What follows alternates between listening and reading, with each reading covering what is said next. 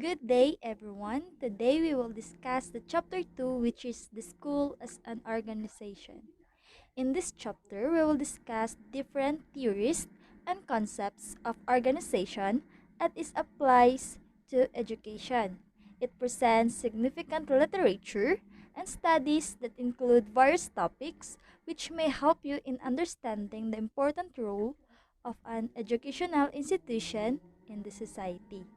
This chapter also includes activities that will help you appreciate relevant topics concerning how educational system operates, including leadership and management theories and principles that will lead achieving organizational goals and objectives. So, before we continue our discussion, we will read our objective first. First objectives is to discuss the various organizational leadership and management theories. Second is to discuss the organizational structure and current educational reforms in the Department of Education. And third, to discuss the function of school as an educational organization. As we continue to our discussion, which is the school as an organization, the school is considered as one of the major institutions that constitute society. It is an organization founded by the society to meet the educational needs and to maintain educational activities which conducted regularly and continually. So, the school is a place where people of different ages learn and acquire education and training in different grade or year levels. It can be in basic education school like preschool, elementary, junior and senior high school. Also, the colleges and university. It is established and organized to pursue a collective goal and meet the specific objectives. Before entering into the teaching profession, it is also essential to know who are the persons responsible behind its operation of this school and understand their functions and responsibilities. So, the establishment of a basic education school in the Philippines requires a school principal or administrator, academic non-teaching personnel like registrar, librarian, school physician, school dentist, school nurse, school office staff, guidance counselor, support staff, and many more. And teaching staff as embodied in Department of Education, Culture, and Sports. Order number 12, series of 1991, shows there the revised guidelines on issuance of government authority to operate um, educational programs. So let's go with the essential person who are responsible behind its operation. So first we have administrator or principal. So school administrators who work in elementary, junior, and senior high school are known as principals, who are responsible for leading the entire organization of school. They are in charge of managing the major administrative tasks and supervising all the teacher and students, which include evaluation of teachers, handling student discipline, policy development, hiring of teachers, delegating tasks and teaching assignments, and maintaining a positive relationship with parents, community, and other stakeholders. So, each school, we need a leader to guide the faculty members and support staff in fulfilling school's mandate. So, it's very understandable naman for us what is the purpose of principal in our school. Next, we have teaching personnel faculty members. They are assigned to teach in different subject areas in different grade levels and are responsible for managing classroom environment, facilitating instruction, and assessment of student learning. So, faculty members, they are work at university and colleges. They're also a licensed teacher, and they work with school administrators, parents, and community to improve student learning and to promote school programs and projects. So like for Sir Arlon, he is member of faculty. Third, we have academic non-teaching personnel.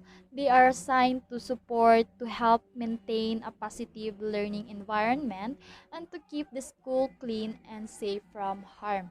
They work as teacher aides, librarians, guidance counselor, office personnel, and security and maintenance staff. So basically, they employed by educational institution who have no instructional responsibility.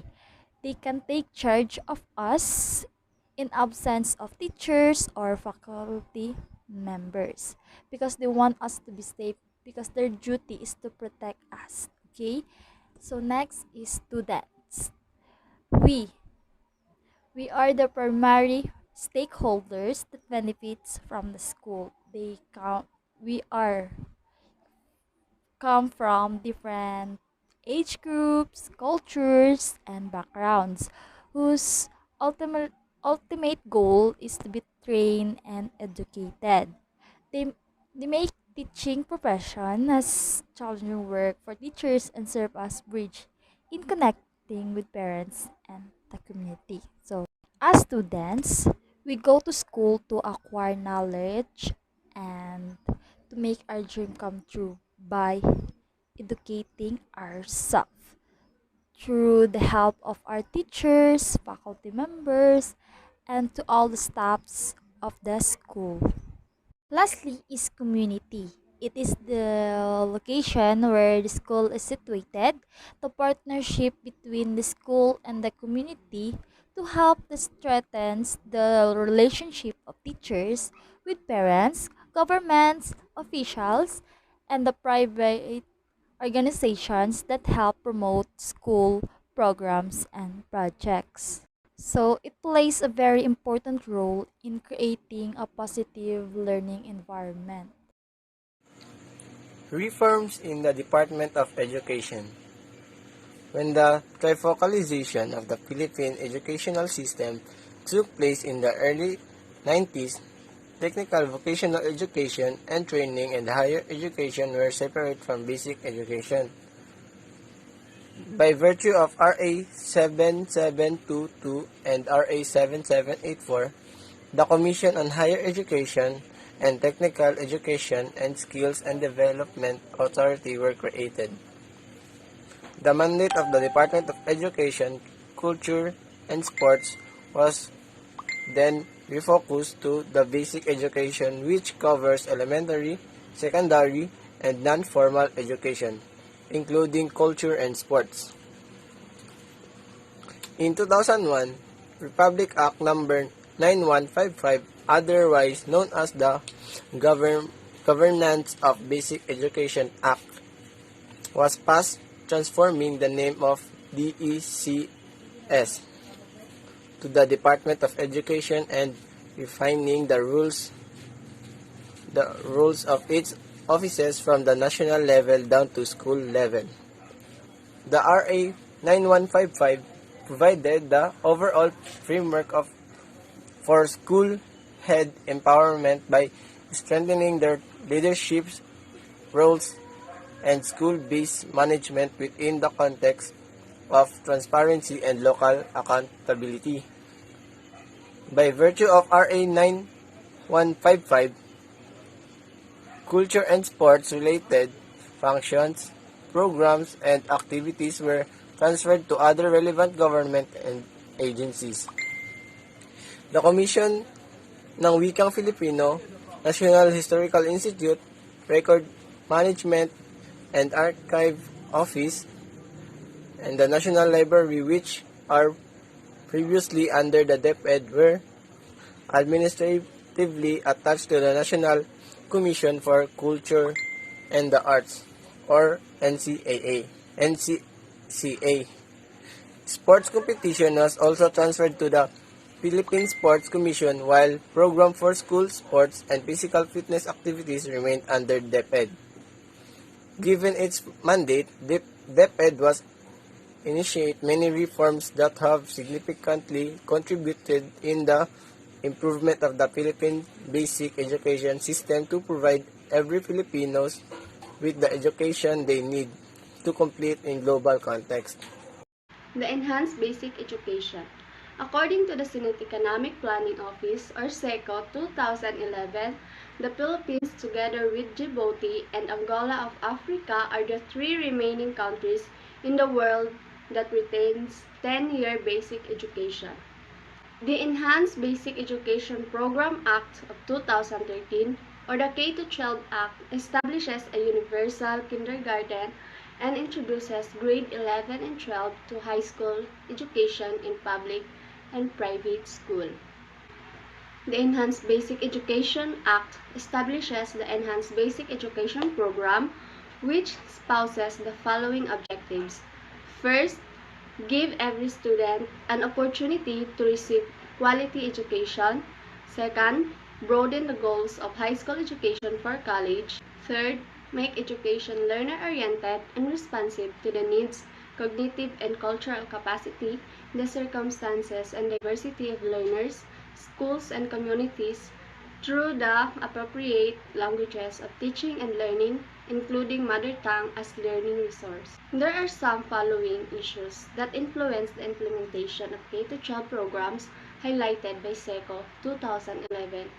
But then, SECO added the deterioration in the quality of education was attributed to the 10-year basic education science. This is perhaps due to lack of information regarding the benefits of having longer years of basic education.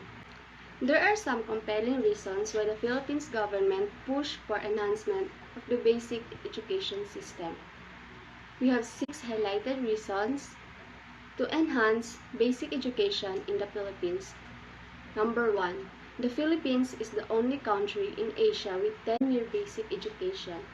Second, poor quality of education. Third, too many non-practical subjects. Fourth, not prepared for college education. Fifth, too young for labor force. And lastly, no global recognition. In 2012, Republic Act No.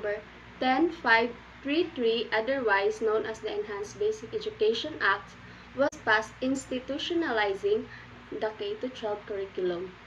The K-12 program brought development opportunities to basic education system to address issues and concerns in quality basic education. Salient features of the K-12 highlighted by DepEd are strengthening of the kindergarten in the Philippines, making the curriculum relevant to learners, building proficiency, ensuring integrated and seamless learning, gearing up for the future, nurturing the holistically developed Filipino. The goal of K-12 basic education programs is to prepare Filipino students for tertiary education in the field of work by providing those with enough time in basic education to master skills and develop competencies that will enable them perform better when they decided to go to the field of work. Institutionalization of kindergarten. General Kindergarten Program refers to 10-month program provided to children who are at least 5 years old in order for them to be prepared for grade 1. Prior to the implementation of the K-12 curriculum in the Philippines, kindergarten is optional to parents, which means it is not mandatory for the children or for their children to enroll in kindergarten. It is the parents' option if they want to enroll their children to kindergarten or just proceed to grade 1. According to RA 8672, known as the Barangay Level Total Protection of Children Act of 1990, establishing daycare center in every community covering kindergarten program. So in every community, there should have a daycare center for the children who are willing to enroll should study in their communities.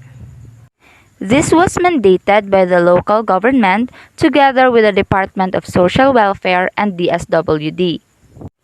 After the implementation of RA 8672, RA 8980 was being strengthened after that was being implemented.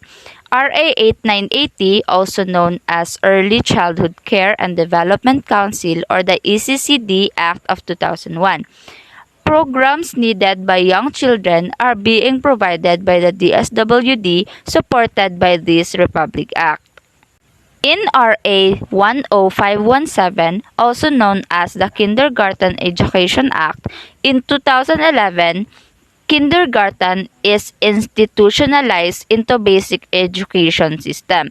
In this Republic Act, it was said that taking up kindergarten is being mandatory and compulsory for every student. Before, it was optional to parents, but now it is required for the student to take kindergarten before proceeding to grade 1. In RA 10410, known as the Early Years Act of 2013, children ages 0 to 4 became the responsibility of the ECCD Council. And in RA 10533, known as the Enhanced Basic Education Act of 2012, children in their formative years between 5 to 8 years old was given to DepEd. So it was under by the DepEd, not by the ECCD anymore. This covers the inclusion of kindergarten in the basic education system, the Republic Act 10533. Mother tongue-based multilingual education. Before, mother tongue was not one of the subjects that should be taught inside the school. During our elementary days, it is not one of our subjects that we should take, but now it is being mandated that they should learn mother tongue. Why? Because mother tongue is seen as an important medium of instruction by using local language understood by the learners. As a young learner, they are practiced to follow instructions using their own language and not Tagalog and not English. That is why they can easily catch up and understand what the teacher is trying to say because the instruction is something that they can understand. Rutus Foundation 2018 articulated the following benefits of mother tongue.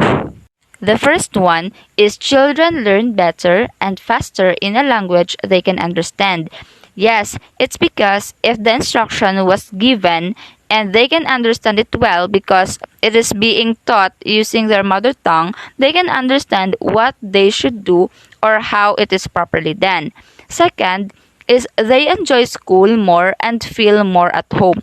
It's because the instruction given at them or to them during their stay inside their home was their own mother tongue, and when they are at school and it is also taught using their mother tongue, they can easily understand and follow what should be followed. People tend to increase self-esteem. This is the third one that benefits children during their lesson or during their time that they are learning their mother tongue. It's because some of the students are being bullied because of how they talk. They are being discriminated because they are speaking different from their classmates. It's because they are not being used or they are not used to talk using Tagalog or English but their own mother tongue instead. Parents' participation is increased also by helping kids in their homework. It's because some of the parents also don't understand Tagalog and English. They can't understand it well. That's why, by the use of the mother tongue, they can participate and help their kid for the homework that should be done. It's because they can understand what should they do and what should be written inside the homework. The sixth one is when children takes advantage of their multilingualism, they also enjoy higher socioeconomic status, including higher earnings.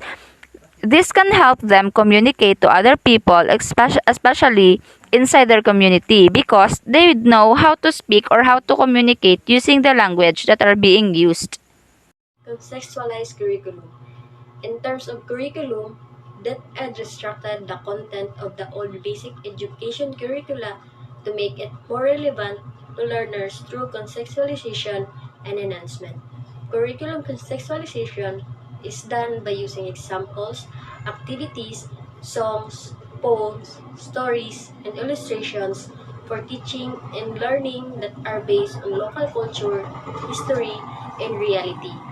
The enhanced curriculum also aims to provide students the opportunity to acquire in-depth knowledge, skills, values, and attitude through continuity and consistency across all levels and subjects.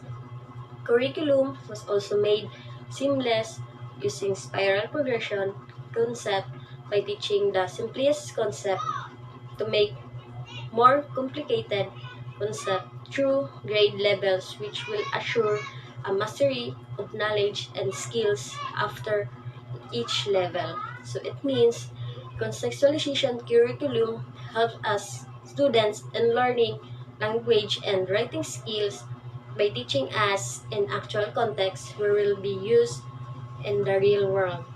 And we can learn more using this contextualization curriculum. Next is senior high school. The additional 2 years of senior high school is one of the most relevant reforms that may be considered. The 2 years of senior high school was made to provide students sufficient time for mastery of concept and skills, develop lifelong learners, and prepare graduates for tertiary education, middle-level skills, development, employment, and entrepreneurship. It means that these 2 years of senior high school helps the secondary students to be ready, prepare, and enhance their skill and everything before entering the tertiary education. There are the following tracks were included in the senior high school. First is the accountancy, business, and management. Next is humanities and social science. Third is the science, technology, engineering, and math. And there are also technical, vocational livelihood, the agriculture, home economics, and information and communication technology. Also, there are sports and arts and design.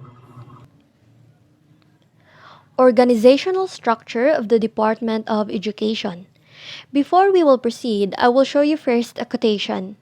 This quote is from Vincent Lombardi. It says that the achievement of one organization are the results of the combined effort of each individual. This quote is definitely true because the success of any organization does not only depends on the hand of the leader alone, but also of the collaborative effort of everyone in a certain organization. Through the years of education in the Philippines, it undergone several stages of development to cater to the continuous needs and demands of our education system. And this is the reason why RA 9155, or also known as the Governance of Basic Education Act of 2001, was created by means of strengthening the leadership of the school-based management within the context of transparency and local accountability. It was on August 2001 wherein RA 9155 was created or active as a law. It is an act of instituting a framework of governance for basic education, which means because of this law, certain changes or new outline was created in the Department of Education. It is to establish authority and accountability, renaming the Department of Education, Culture and Sports, or DEX, as the Department of Education.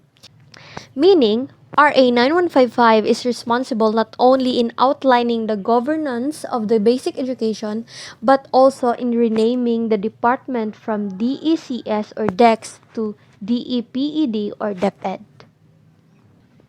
Moreover, our education has undergone several changes in renaming the department to a new one. For instance, in 1975 going to 1978, The department was called Department of Education and Culture, and it was headed by a secretary. And in 1978 up to 1984, it was called Ministry of Education and Culture, and it was headed by a minister. And in 1984 up to 1986, it was called Minister of Education, Culture and Sports, and it was headed by a minister again. And in 1987 up to 2001, it became Department of Education, Culture and Sports. And then finally in 2001 up to present, it was called as the Department of Education. This RA 9155 has other purposes, wherein it provides framework for the governance of education. There is a need of reconstruction of governance to spread out or what we call disseminate the authority or the responsibility to make sure that all the subordinates of the department will work accordingly from the central office down to the regional and then the local levels. This is the overview of the organizational structure of the department's central office. On the top is the Office of the Secretary or the OSEC, and this includes the OSEC proper, Office of the Undersecretaries, and Assistant Secretaries.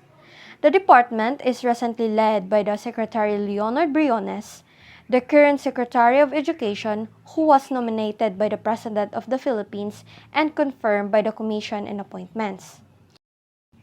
On the other hand, the undersecretaries and assistant secretaries assist the secretary in the formulation and implementation of the department policies, plans, and programs. Under of this is the Internal Audit Service, which serves as the watchdog of the department through appraising the existing procedures and related matters as to efficiency and adequacy, detecting and to prevent the frauds and dishonesty, and verifying the extent of compliance in a protective nature to the extent possible. Next are these three strands. First, the curriculum and instruction. It ensures that the organization focuses on the delivery of a relevant, responsive, and effective basic education curriculum, around which all other strands and offices provide support. Here we have four offices: the Bureau of Curriculum Development, second, the Learning Delivery, third, the Education Assessment, fourth, Learning Resources. Second is the finance and administration. It ensures the efficiency to support the organization to focus on its core business and thus obtain its target through the provision of finance and administration services. There we have the finance office, which contains three offices, which is the finance, the administrative service, and the procurement service. Third is the strategic management. It ensures that the organization focuses on long-term directions and interface with the internal and external environment and stakeholders. Moving forward, two comes next: the legal and legislative affairs. It enhances the capacity of the organization to deal with legal matters and to be proactive in moving forward its legislative agenda. The legal service provides legal advice, and it develops and manages the strategic framework on the provision of legal services to guide the operations of the legal offices for the department.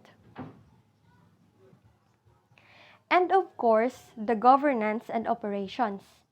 It ensures the capacity of the organization to continuously improve and be strategic in managing the environment for which teaching and learning takes place. In accordance with Republic Act 9155, the Secretary of Education delegates the supervision of field offices regional and schools division office to the undersecretaries, supervising the governance and operation strength. The Office of the Regional Director provides leadership and management of the department's mandate. It is at the regional level, while the Office of the School Division Superintendent provides local management and administration of the department's mandate at the schools division level. It is also indicated in the DepEd Order number 52 series of 2015 that the approved organizational structure is consistent with the provisions of RA 9155 in applying the principles of decentralization and shared governance. This is to ensure the accountability and relevance to the context of development needs of the learners and stakeholders of the various organizational levels.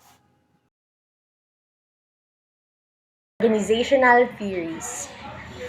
According to an article, Organization Theory, organization is basically defined as an assembly of people working together to achieve common objectives through division of labor. So in this definition, it is stated that in an organization, there are people who are tasked to a specific job or to a specific kind of work in which all of those people assigned with a specific task works together, combines their labor in order to achieve the goal of that organization. So furthermore, McNamara also defined organization as a group of people intentionally organized to accomplish an overall common goal or set of goals which has major subsystems that functions with other subsystems in order to achieve the overall goal of the organization. So according to Kashyap, ever since the dawn of civilization, people have always formed organizations to combine effort for accomplishment of their common goal. Some examples are the emperors of China who used to construct irrigation system, the first pope who created a universal church to serve as a religion, and the Egyptians who constructed the Great Pyramids. So as you can observe with these products or the outcomes which we mentioned are the irrigation system, the universal church of the pope, and the Great Pyramids of the Egyptians, these could not be made without the help of the different people who worked together in order to achieve that product or that outcome. So we can conclude that in an organization which established a specific goal, that goal can only be achieved through the help of the division of labor by the people who are members of that organization. The establishment of an organization became popular and has significantly influenced the human activities in all parts of the world. It is evident in the way how the current government and private organizations are structured, including the system on how people will function to achieve a specific goal. So in our world today, there are many organizations that have been established which have been defined through their set of goals, set of missions and visions, and their objectives. So examples of these organizations, may it be public or private, are those organizations that aim to protect the environment, protect children, promote gender equality, and other organizations that has specific goals.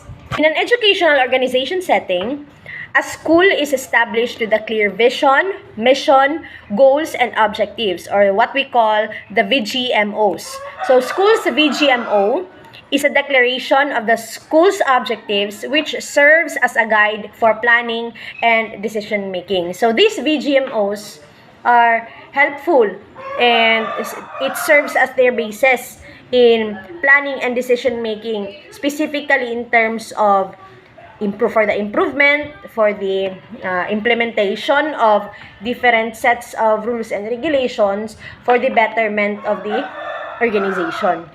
So there are several theories that explain the structure of organization, and these are classified as classical or modern organizational theories which deal with formal or organizational concepts. Among these are Taylor's scientific management approach, Weber's bureaucratic approach, and Fayol's administrative approach. So, according to Lagarde 2006, Frederick Winslow Taylor was the major contributor of scientific management which originated in the beginning of the 20th century, which was later adopted by industrial companies. Scientific management was based on idea of systematization where attempts were made to enhance efficiency of procedures to be best via scientific analysis and experiments. So Taylor's work is based on the concept of planning of work to achieve efficiency, standardization, specialization, and simplification that promotes mutual trust between the management and workers in order to increase productivity. So Taylor's work also proposed 4 principles of scientific management, which are, number 1, the science, not rule of thumb. So in this principle, it develops a science of each element of man's work, which replaces the old rule of thumb. According to Taylor, it does not apply to his scientific management approach. Instead, it is about science. It is scientifically studied, experimented, and analyzed instead of applying a standard rule of thumb. So that is one principle. So second principle is the scientific selection of the worker. Scientifically select and then train, teach, and develop the workman, whereas in the past, he chose his own work and trained himself the best he could. So this implies that in the ancient times, a person which is included, which is a member of an organization, he himself choose the field of work that he is willing to do or which he fancies. So, and then after selection, he trains himself the best he could. But according to Taylor, his principle presented the scientific selection of the worker. So it may include the skills or the experiences, the talents of a person which could fit into whatever kind of job description that he could be possibly good at. So there is a scientific selection of worker. So this applies to our world today, which there is an interview, there are set of interviews, screenings, and the like. Next principle is the management and labor cooperation rather than conflict. So heartily cooperate with the men so as to ensure all of the work being done is in accordance with the principles of science which has been developed. So management and labor cooperation rather than conflict. So number 4 is the scientific training of the worker. Workers should be trained by experts using scientific method. So there are enhancement programs in the industry today. So it could also be through training programs, enhancement programs, and seminars, workshops, and the like. So the following concepts suggested by Taylor in order to increase the level of trust are the advantages of productivity improvement should go to workers. Physical stress and anxiety should be eliminated as much as possible. Capabilities of workers should be developed through training. And the traditional boss concept should be eliminated. During the same time when Taylor developed the theory of scientific management, Henry Fayol also developed another approach called the administrative theory. According to Lagarde 2006, contrary to Taylor's scientific approach, which is categorized as bottom-up approach, Fayol's administrative principles is in the form of the management's hierarchical pyramid structure, which is considered as top-down approach, and its focus is on the administrative process rather than the technical process. Van 2009 emphasized that Fayol laid the first foundation for modern scientific management in the early 1990s, which serve as guidelines for decision-making and management actions. So Van 2009 further articulated that this management concept, which is known as the 14 Principles of Management, is considered as the underlying factors for successful management. So The theory of Henry Fayol focus on the administration or the administrative. It has the administrative focus of the organization. So it is from top to bottom, which is contrary to Taylor, which is bottom to top. So Henry Fayol highlights the administrative process rather than the technical process. So his first principle is the division of work. Tasks is divided among employees according to their field of expertise or field of specialization. Second is the authority and responsibility. The management has the authority to give orders to subordinates that comes with corresponding responsibility.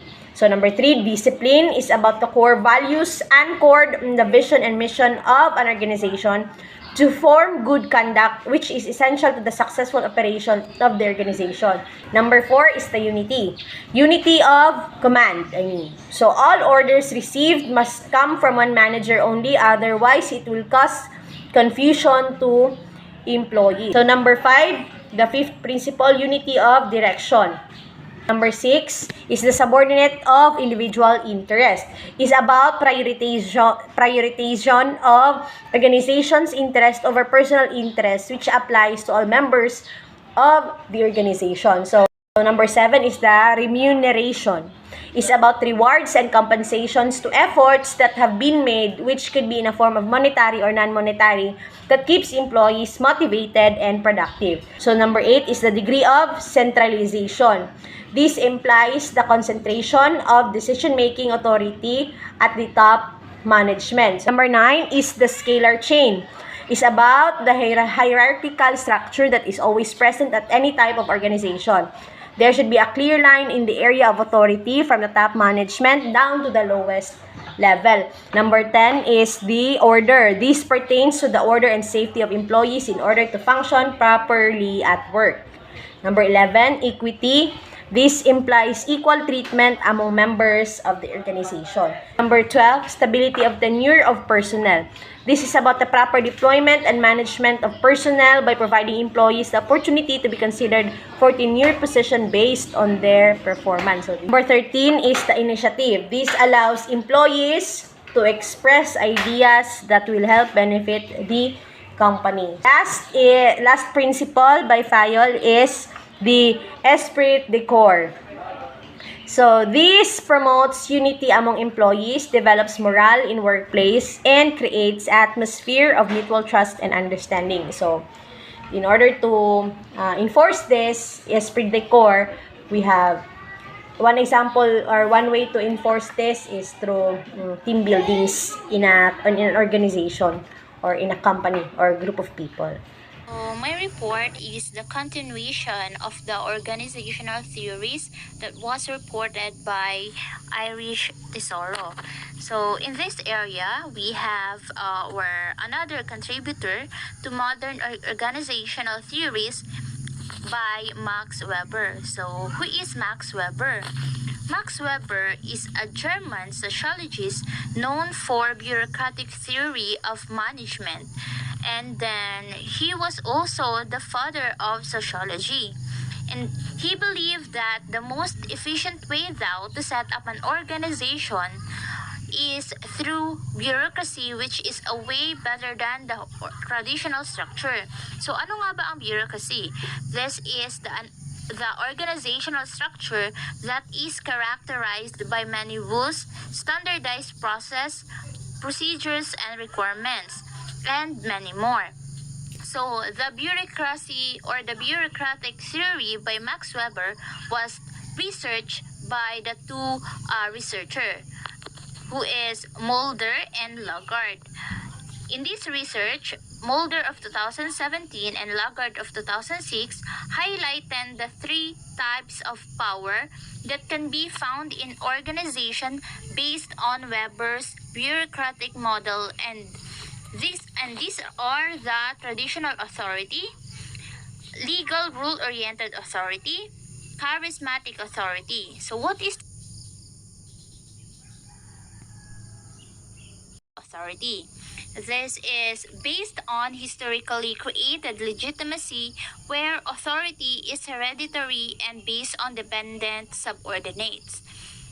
The second one is the legal rule-oriented authority. This is the bureaucratic type of authority based on normative rules for career hierarchy, etc. And the third one is the charismatic authority, the personal authority na nag-base on a type of seduction and hence the devotion of supporters. So, si Mulder of 2017 is articulated the following elements that support Fayol's bureaucratic management. Sinasabi niya dito na all regular activities within a bureaucracy can be regarded as official duties. So as a teacher sa isang school, it is our duties na mag-implement ng mga activities that will guide the students to perform. The second one is management has the authority to impose rules. So, in a school or in a classroom, the superior should be implement or impose rules so that the students or the subordinates may follow it. The third one is the rules can be easily respected on the basis of established method. So kung ano man yung na-impose na rules, it should be respected by everyone because before it was imposed or it was being become the rules of e-school or in a classroom, na-debate na siya sa karamihan. It was agreed by many. So, it should be respected. So, there are salient features of Max Weber's of bureaucratic theory na gina-highlight ni Mulder of 2017. The first one is the task specialization. Second, hierarchical of authority. Third, the formal selection. Fourth, the rules and requirements. Fifth, the impersonal. And sixth is the career orientation. What do we mean by task specialization? It was sometimes called the division of labor, wherein ang individual tasks are divided into separate jobs which allows to manage tasks easily. So for example na lang, every month, di ba, may mga celebration like Nutrition Month, Buwan ng Wika, etc. So sa Nutrition Month, gihatag siya na task for the TLE teachers or TLE mga officers or students na mag-guide or mag-organize sa program. So naka-specialize siya na from the task, you should yung gawin yung task na na-assign sa'yo. The second one is the hierarchical of authority.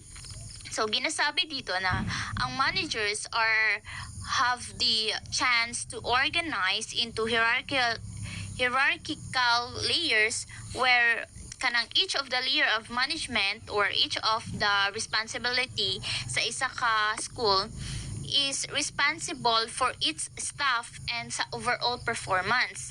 So, naa sila'y power to control the lower level while ang lower level na mga position is or has the power also na mag-work sa ilahang duties or sa ilang jobs. The third one is the formal selection. All employees are selected on the basis of technical skills. So, gina-explain lang dito na kung ano yung skills na naka-diretso or naka-direct sa'yo. Like, you are a math teacher, then you can be a coach for a math students. The fourth one is rules and requirements. Formal rules and requirements are required to ensure uniformity so that employees know exactly what is expected of them. So, kung ano man yung na-impose na rules and requirements, it should be followed. For example na lang sa uniform.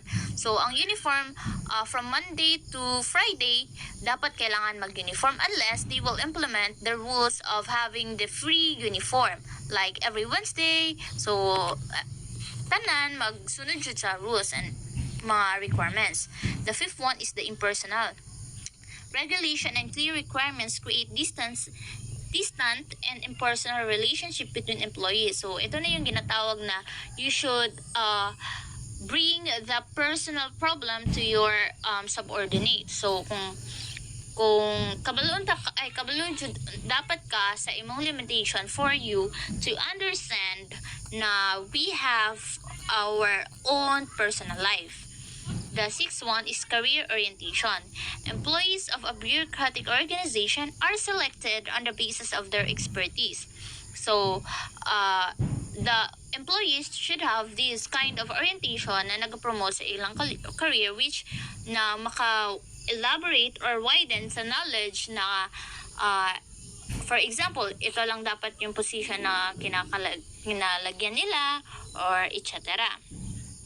So, overall, ang gina-topic lang sa work ni Weber is naga-contribute siya about sa management organization, and gina-explain niya na the foundation of other succeeding organizational theories are being adopted by many organizations. School leadership. So we all know that leadership is an essential factor that contributes to the successful operation of an organization. The demand for high-quality instruction to improve students' learning is one of the many possible things to consider for initiating reforms with an educational institution. School leaders' primary function is to take charge of the management of the school.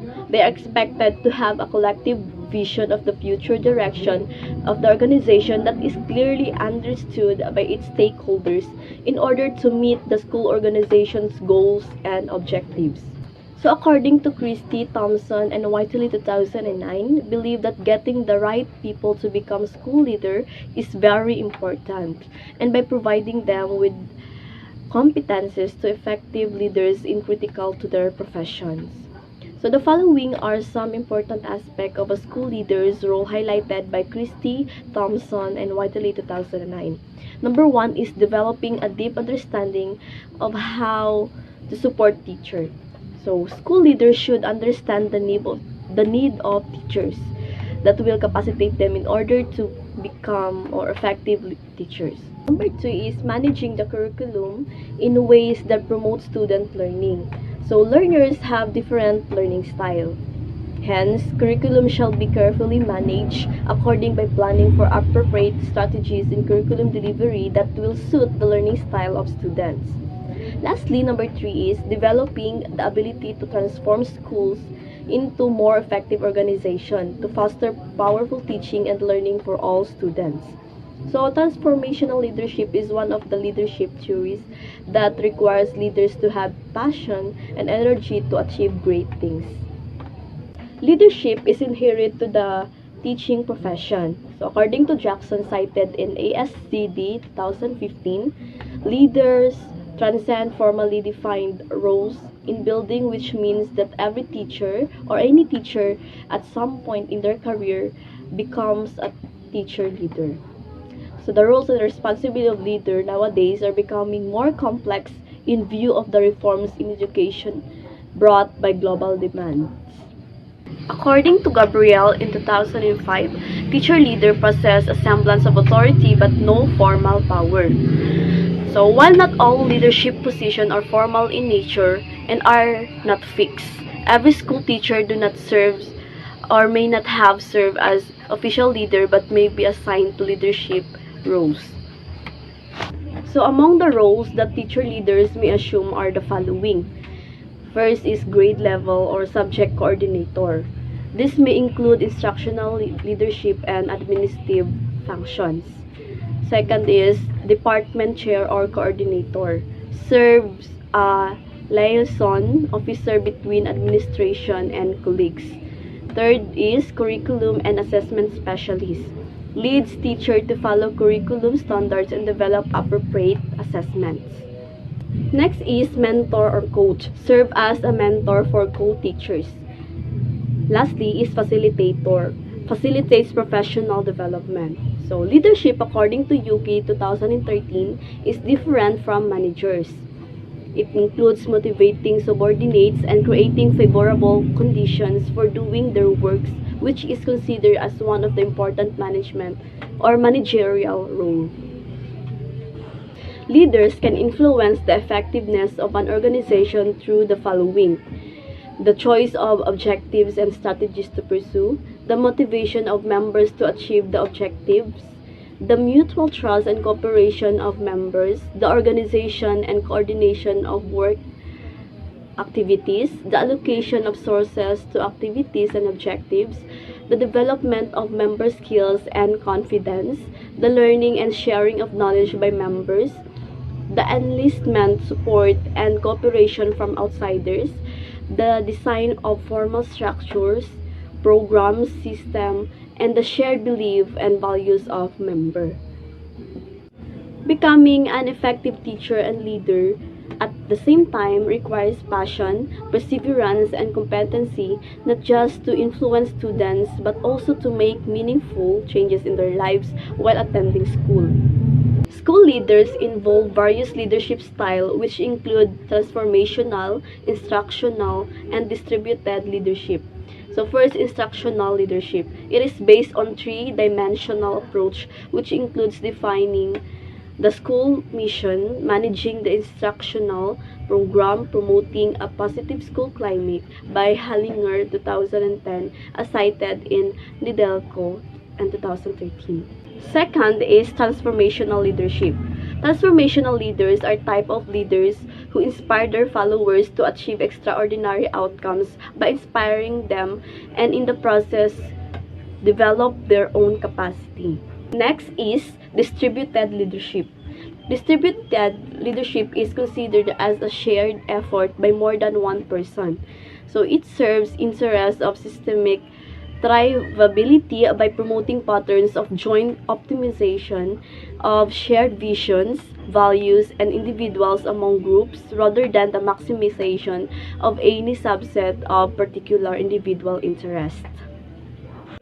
So it believed that leadership can be more effective when it is distributed among group of individuals with different competencies but a shared mission and vision to foster culture of learning.